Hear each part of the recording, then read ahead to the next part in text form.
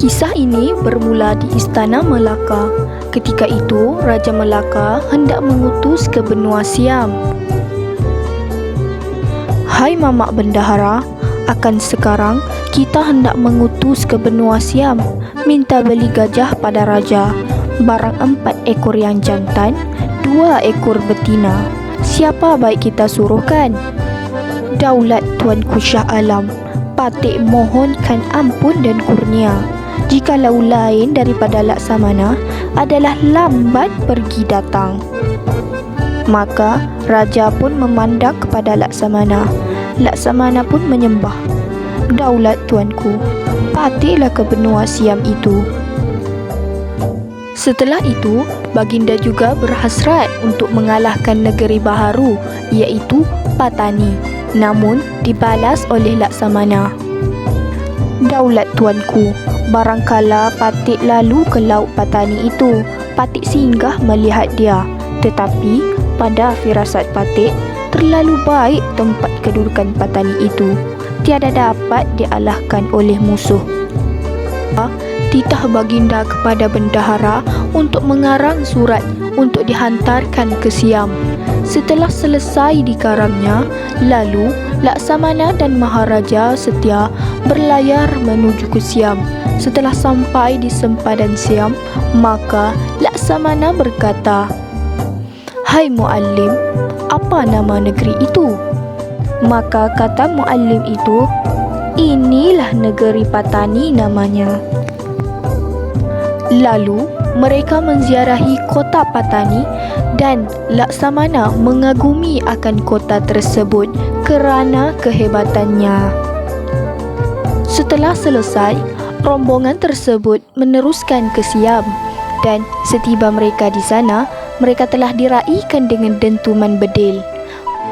Orang bandar pun datang melawati lalu bertanya, "Perahu dari mana ini?" Maka sahut orang dalam perahu gali itu, "Kami sekalian utusan dari Melaka." Terus orang bandar berjumpa Syah Bandar, dan Syah Bandar memberitahu kepada Oya Bagelang. Lalu Oya Bagelang segera menghadap dan menyampaikan surat tersebut kepada Pracau. Demikian Syah Bandar menjemput Laksamana dan mengajar cara untuk menyembah Pracau.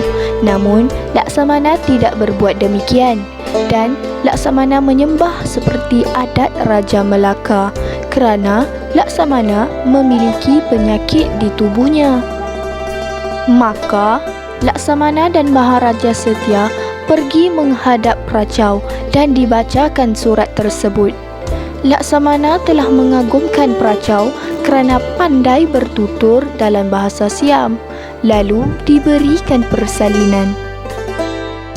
Setelah beberapa lama di Siam, maka Pracau menitahkan kepada Oya Bagelang untuk memanggil pendekar Jepun untuk bermain lawan dengan Laksamana.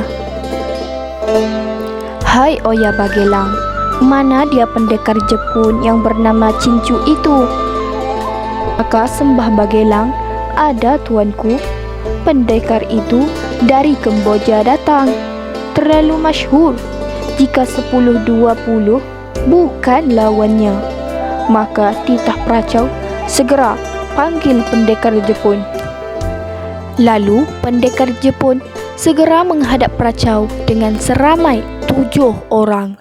Pendekar tersebut terlalu angkuh dengan kata-kata dan membuatkan Laksamana marah.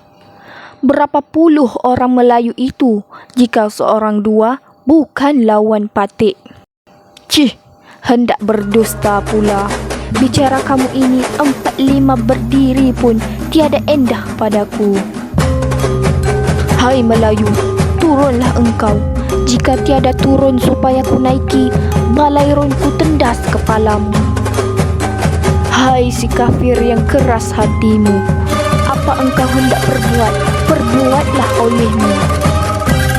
Lalu mereka berlawan, dan kesudahannya pendekar Jepun itu kalah dan mati di tangan Laksamana. Disebabkan itu, pendekar Jepun yang lain pula mengamuk dan berlawan dengan Laksamana. Semuanya mati di tangan Laksamana kecuali 2 orang lagi terselamat dan telah lari menuju Kemboja untuk meminta bantuan untuk mengalahkan Laksamana. Setelah selesai pertarungan itu, Pracau mengucapkan syabas dan tahniah serta diberikan santapan dan hadiah siput keganda kepada Laksamana. Keesokan harinya, Laksamana memohon diri untuk berangkat pulang ke Melaka kerana berjanji hanya sekadar 40 hari sahaja berada di Siam. Lalu, Pracau menitahkan Oya Bagelang membalas surat kepada Raja Melaka.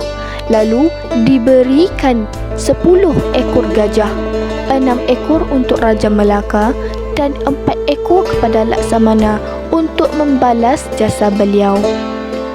Maka, berlayarlah Laksamana dengan rombongan untuk pulang ke Melaka. Namun, terdapat serangan ketika perjalanan pelayaran. Serangan tersebut dibuat oleh 2 orang Jepun itu. Maka, Laksamana mengamuk dan berlakunya pertarungan sehingga berakhir dengan kemenangan oleh Laksamana. Ketika itu, Laksamana melihat perahu Jepun begitu banyak emas, perak dan harta. Lalu diambilnya dan dibawa pulang ke Melaka. Setelah beberapa hari, maka sampailah di Melaka dan Laksamana menceritakan dari awal hingga akhir kepada Raja Melaka. Beberapa ketika, maka Raja Melaka ingin merajakan anak anda Baginda Raden Bajau di Bukit Seguntang. Dan Baginda menitahkan kepada Laksamana untuk membantu merajakan anak anda Baginda. Lalu Raden Emas Ayu hamil anak perempuan, manakala Tun Teja juga hamil putera. Anak mereka itu turut dinamakan Puteri Sulong bernama Puteri Gunung Ledang, yang tengah pula adalah putera bernama Sultan Mahmud, dan si bongsu juga adalah putera yang bernama Sultan Muhammad. Sekian saja daripada saya. Terima kasih kerana menonton.